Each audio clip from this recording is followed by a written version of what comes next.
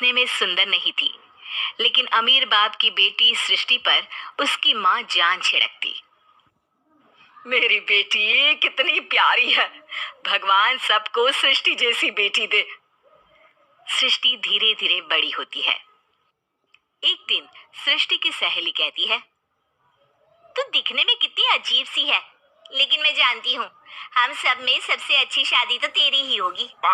तेरे पापा अमीर जो है।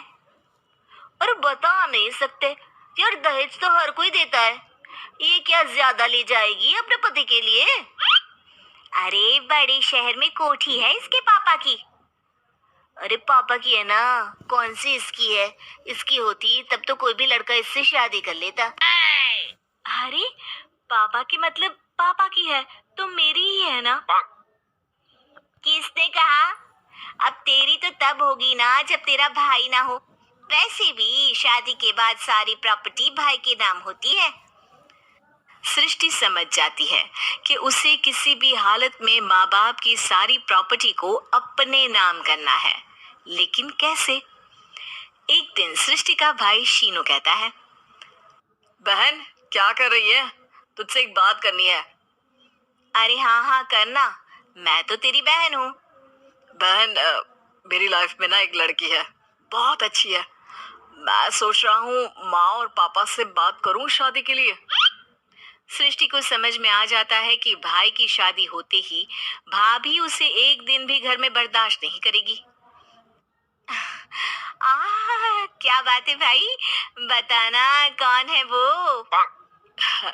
यार वो बहुत अच्छी लड़की है, पढ़ी लिखी है, मेरे साथ जॉब भी करती है। बस एक प्रॉब्लम है। प्रॉब्लम?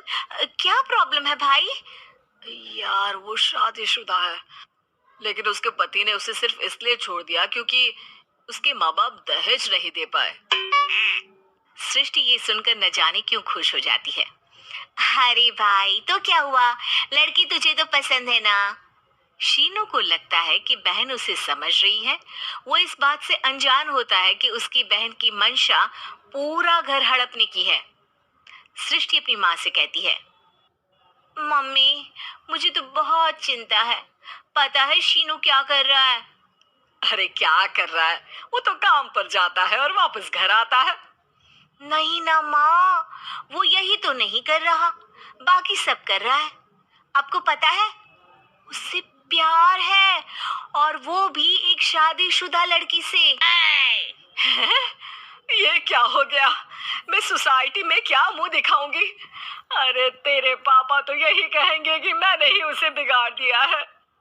माँ देखो, मेरी बात मानो, पापा पर भी विश्वास करने की जरूरत नहीं है। अब आप ही बताओ, पापा इतनी देर घर के बाहर रहते हैं क्यों, बोलो? अरे बेटा वो तो नौकरी करते हैं ना। तू बहुत भोली है माँ, पापा का ऑफिस तो 7 बजे खत्म हो जाता है, लेकिन देखो कितनी देर से आते हैं। अरे नहीं नहीं बेटा, ऐसी कोई बात नहीं है। सृष्टि माँ को एक औरत से बात करते पिता की फोटो दिखाती है। देखो माँ कैसे हैं पापा, मैं ना कहती थी कि पापा सही नहीं है। मैं तेरे पापा से बात करूंगी, दे फोटो मुझे। ओ माँ वो तो डिलीट हो गई। लेकिन चल तूने तो देख लिया ना, पापा से बाद में बात कर लेना, और हाँ मेरा नाम बिल्कुल मत लेना। हाँ माँ। अब क्या था, सृष्टि के माँ और पिता के बीच झगड़ा होना शुरू हो जाता है। सृष्टि के मन में क्या चल रहा था कोई नहीं जानता था। एक दिन, माँ सृष्टि के लिए एक लड़का देखा है, वो लोग शाम को उसे देखने आने वाले हैं। और हाँ माँ, एक खुशखबरी, मैं और पापा मिलकर एक नया बिजनेस ट्राई कर रहे हैं। शाम को लड़का आता है, सांवले रंग का। सृष्टि को तो बिल्कुल भी पसंद नहीं आता। लड़की की माँ कहती है, लड़की का चेहरा तो कोई खास नहीं, लेकिन अगर मेरे बेटे को आप लोग सेटल कर दें तो मैं उसकी शादी आपकी बेटी से करवा दूं। सृष्टि को लड़का बिल्कुल पसंद नहीं था, उसे भाई पर गुस्सा आ जाता है। लड़के वालों के जाने के बाद कहती है, माँ देखा शीनू मेरे लिए कैसा लड़का लेकर आया, न दिखाने लायक न सुनने लायक, सेटल भी नहीं, वो भी हम करे। अरे माँ, मैं जानती हूँ ये मेरी शादी किसी भी घर में क्यों करवाना चाहता है। अरे कैसी बात कर रही है बहन, तूने तो देखा ना, लड़के को मैंने ही मना कर दिया तुझसे शादी के लिए। जिसने लड़का बताया था उसने उसकी बहुत तारीफ की थी। बात आई गई हो जाती है, लेकिन सृष्टि का मन शांत नहीं होता। क्या करूं, कुछ समझ में नहीं आ रहा। मेरी शादी हो गई तो ये लोग पूरी प्रॉपर्टी शीनू के नाम कर देंगे। मेरे हाथ तो कुछ लगेगा ही नहीं। तभी सृष्टि को आइडिया आता है। वो किसी वकील को फोन करती है। जी देखिए, अगर आपके मम्मी पापा का तलाक हो जाता है तो आपके पिता की आधी प्रॉपर्टी आपकी माँ के नाम हो जाएगी, फिर उसे वो किसी को भी दे सकती है। सृष्टि अब माँ को बेटे के खिलाफ भरती है। माँ, शीनू पर नजर रखा करो। वो जिस लड़की के प्यार में है ना, वो शादीशुदा है। यहाँ आएगी, सारा पैसा, रुपया, जमीन, जायदाद सब हड़प लेगी। पापा का भी हाल तुमसे छुपा नहीं है। ऐसा ना हो कि मैं और आप एक दिन सड़क पर भीख मांगे। हे भगवान, मैं तो जीते जी मर जाऊंगी अगर ऐसा हो गया तो।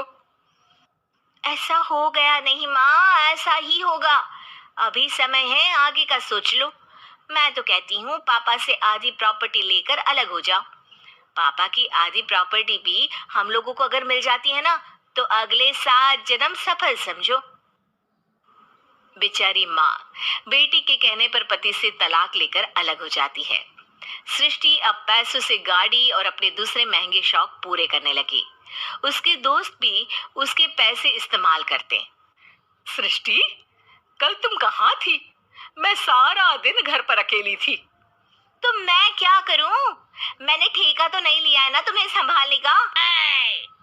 माँ को सृष्टि से ये उम्मीद नहीं थी। वो बैठकर रोने लगती है। वहीं उसका पति यानी कि सृष्टि के पिता आ जाते हैं। मैं जानता था कि तुम्हारा यही हाल होगा, तो आपने मुझे रोका क्यों नहीं? मैं रोकता तो तुम रुकती क्या? सृष्टि के कहने पर तुमने मुझ पर अपने बेटे पर शक किया, लेकिन तुम ये भूल गई कि कैसे हम दोनों ने मिलकर जीवन में इतना सब खड़ा किया। माँ पति के गले लग जाती है। मुझे माफ कर दीजिए, मैंने आपकी कमाई का एक बड़ा हिस्सा गवा दिया। कोई बात नहीं, तुम साथ हो तो मैं ऐसी 7 प्रॉपर्टी खड़ी कर दूंगा। तभी वहां सृष्टि आ जाती है रोते हुए। माँ, मैं